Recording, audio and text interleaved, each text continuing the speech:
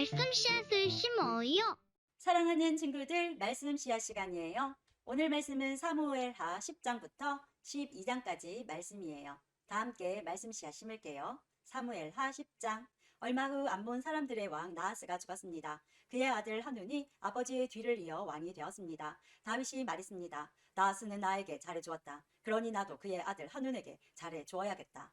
그래서 다윗은 자기 신하들을 하눈에게 보내어 그의 아버지의 죽음을 위로하게 했습니다. 다윗의 신하들이 암몬 사람들의 땅으로 갔습니다. 암몬의 장관들이 자기 주인인 하눈에게 말했습니다. 다윗이 사람들을 보내어 왕을 위로하는 것이 정말로 왕의 아버지를 공경하려는 것인 줄 아십니까? 그렇지 않습니다. 다윗은 이 성을 엿보게 하려고 사람들을 보낸 것입니다. 그들은 이 성을 정복하려 하고 있습니다. 그래서 한우는 다윗의 신하들을 잡아서 수염을 절반쯤 깎아 그들을 창피하게 만들었습니다. 한우는 또 엉덩이 부분에 옷을 잘라내어 그들을 욕되게 했습니다. 그런 다음에 한우는 그들을 돌려 보냈습니다. 사람들이 이 일을 다윗에게 알리자 다윗은 사신들을 보내어 수치스러워하는 신하들을 맞이하게 하고 수염이 다 자랄 때까지 여리고에 있다가 예루살렘으로 돌아오라고 지시하였습니다. 그때 암몬 사람들은 자기들이 다윗의 원수가 되었다는 것을 깨달았습니다. 그래서 그들은 벨르홉과 소바에서 아람의 보병 2만 명을 모았습니다. 그들은 또 마아가 왕과 그의 군대 1000명 그리고 돕에서 12,000명을 모았습니다. 다윗은 이 소식을 듣고 요압을 비롯한 모든 용사들을 전쟁터에 보냈습니다. 암몬 사람들은 나와서 싸울 준비를 했습니다. 그들은 성문에 서 있었습니다. 벨르홉과 소바에서 온 아람 사람들과 돕과 마아가에서 온 사람들은 암몬 사람들과 떨어져서 들에 있었습니다. 요압은 자기들의 앞과 뒤에 적이 진을 치고 있는 것을 보고 이스라엘 사람들 중에 가장 뛰어난 용사들을 뽑았습니다. 요압은 그들에게 아람 사람들과 싸울 준비를 하게 했습니다. 요압은 나머지 군대를 자기 동생 아비새에게 맡겨 암몬 사람들과 맞서 싸우게 했습니다. 요압이 아비새에게 말했습니다. 만약 아람 사람들이 너무 강해서 내가 어려워지면 나를 도우러 오너라. 만약 암몬 사람들이 너무 강해서 내가 어려워지면 내가 너를 도우러 가겠다. 용기를 내어라. 우리 백성과 하나님의 성들을 위해 용감하게 싸우자. 여호와께서 좋은 방향으로 이를 도와주실 것이다. 그리고 나서 요압과 그의 부하들은 아람 사람들을 공격했습니다. 그러자 아람 사람들이 도망쳤습니다. 암몬 사람들은 아람 사람들이 도망치는 모습을 보고 아비새에게서 도망쳐 자기들의 성으로 돌아가 버렸습니다. 그래서 요압은 암몬 사람들과 싸우기를 멈추고 예루살렘으로 돌아왔습니다. 아람 사람들은 이스라엘에 지고 나자 엄청난 군대를 불러 모았습니다. 그때 하다레셀 왕이 사람들을 보내 유프라테스 강 건너편에 살고 있던 아람 사람들을 오게 했습니다. 이 아람 사람들은 헬람으로 갔습니다. 그들의 지도자는 하다레셀의 군대 지휘관인 소박이었습니다. 다윗은 이 소식을 듣고 온 이스라엘 군대를 불러 모았습니다. 그들은 요단강을 건너 헬람으로 갔습니다. 그곳에서 아람 사람들은 싸울 준비를 하고 있다가 이스라엘 군대를 공격했습니다.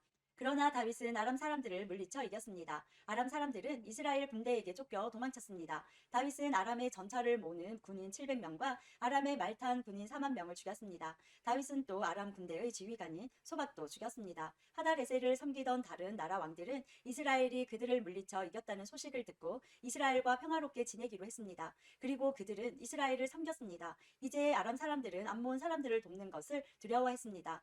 11장. 봄이 오면 왕들은 전쟁터에 나갑니다. 그래서 다윗은 봄이 오자 자기 종인 요압과 모든 이스라엘 사람들을 전쟁터에 보냈습니다. 그들은 암몬 사람들을 무찌르고 라빠성을 공격했습니다. 그러나 다윗은 예루살렘에 머물러 있었습니다. 어느 날 저녁이었습니다. 다윗이 침대에서 일어나서 왕궁의 지붕 위를 거닐었습니다. 그러다가 한 여자가 목욕을 하고 있는 것을 보았는데 그 여자는 매우 아름다웠습니다. 다윗은 자기 종들을 보내어 그 여자가 누구인지 알아보게 했습니다. 한 종이 대답했습니다.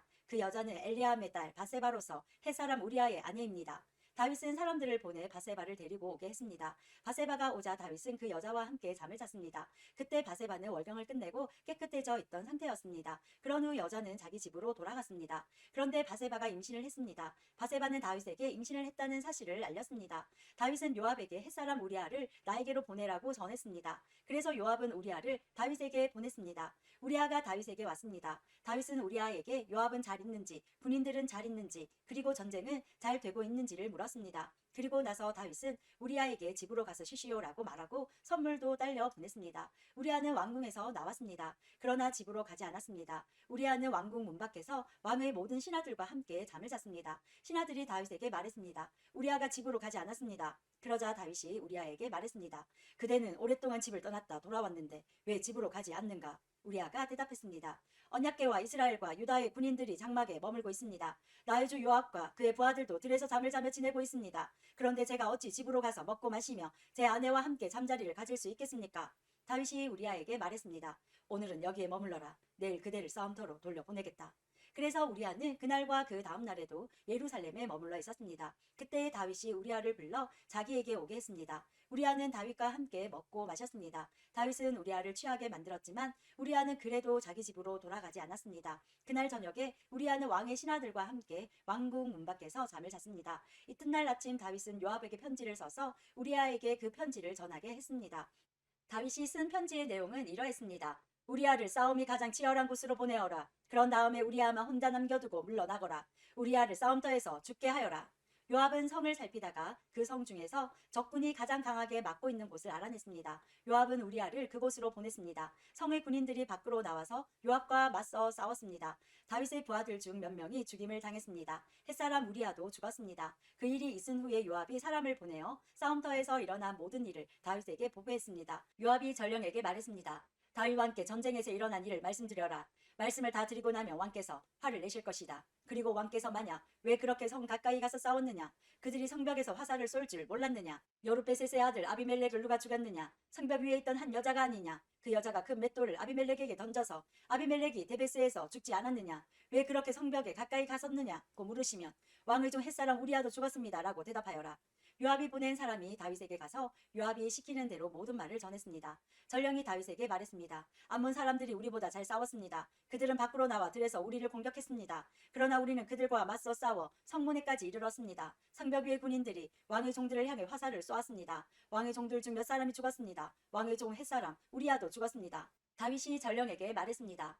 요압에게 이렇게 전하여라. 이 일로 염려하지 마라. 전쟁을 하다 보면 누구나 죽이고 죽을 수가 있다. 성을 맹렬히 공격하여 점령하도록 하여라.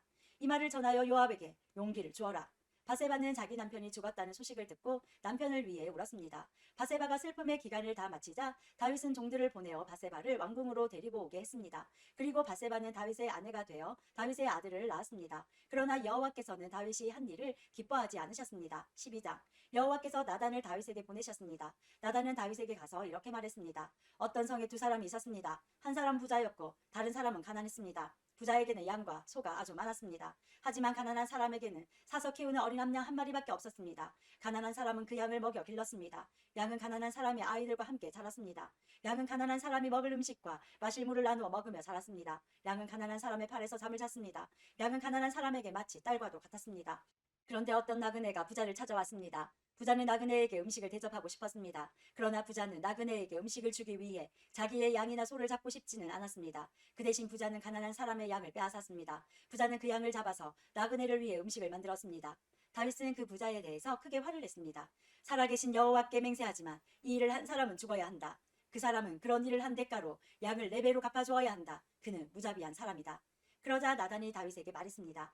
왕이 바로 그 사람입니다. 이스라엘의 하나님 여호와께서 이렇게 말씀하십니다. 나는 너를 이스라엘의 왕으로 세워주었다. 나는 너를 사울에게서 구해주었고 사울의 나라와 사울의 딸을 아내로 너에게 주었다. 그리고 나는 너를 이스라엘과 유다의 왕으로 세워주었다. 너에게 부족한 것이 있었다면 나는 너에게 더 많은 것을 주었을 것이다. 그런데 너는 왜 나 여호와의 명령을 무시했느냐? 왜 나 여호와가 악하다고 말씀한 일을 했느냐? 너는 햇사람 우리아를 암몬 사람들 칼에 죽게 했다. 그리고 너는 그의 아내를 빼앗아 내 아내로 만들었다. 그러니 이제 너의 집안에는 언제나 칼로 죽는 사람이 있을 것이다. 내가 나를 존경하지 않음을 내가 보았기 때문이다. 너는 햇사람 우리아의 아내를 빼앗았다. 여호와께서 또 이렇게 말씀하십니다. 너의 집안 사람들이 너에게 재앙을 일으킬 것이다. 내가 보는 앞에서 내가 너의 아내들을 빼앗아서 너의 아주 가까운 사람들에게 줄 것이다. 그 사람이 대낮에 너의 아내들과 잠자리를 함께 할 것이다. 너는 남몰래 바세바와 함께 잠을 잤다. 그러나 나는 이스라엘의 모든 백성이 이 일을 알게 할 것이다. 그러자 다윗이 나단에게 말했습니다. 내가 여호와께 죄를 지었소. 나단이 대답했습니다.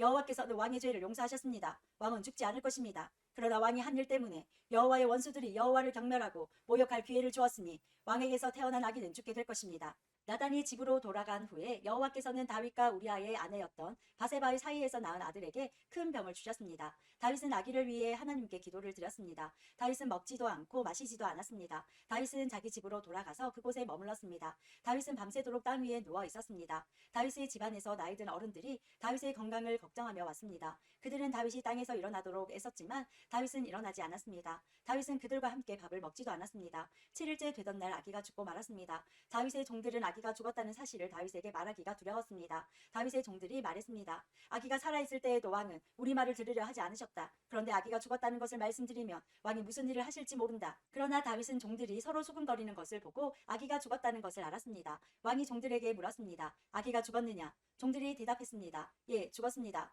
그러자 다윗은 자리에서 일어나 몸을 씻고 몸에 기름을 바르고 옷을 바꾸어 입었습니다. 그리고 나서 다윗은 여호와의 집으로 들어가 여호와께 예배를 드렸습니다. 그런 다음에 다윗은 집으로 돌아가서 먹을 것을 달라고 했습니다. 종들이 음식을 가져오자 다윗은 그것을 먹었습니다. 다윗의 종들이 다윗에게 물었습니다. 어쩐 일인지 모르겠습니다. 아기가 살아있을 때에는 음식을 들지도 않으시고 슬퍼하시더니 아기가 죽으니까 자리에서 일어나 음식을 드시니 말입니다. 다윗이 말했습니다. 아기가 살아있을 때에 내가 먹지도 않고 슬퍼한 것은 여호와께서 혹시 나를 불쌍히 여기셔서 아기를 살려주실지도 모른다고 생각했기 때문이다.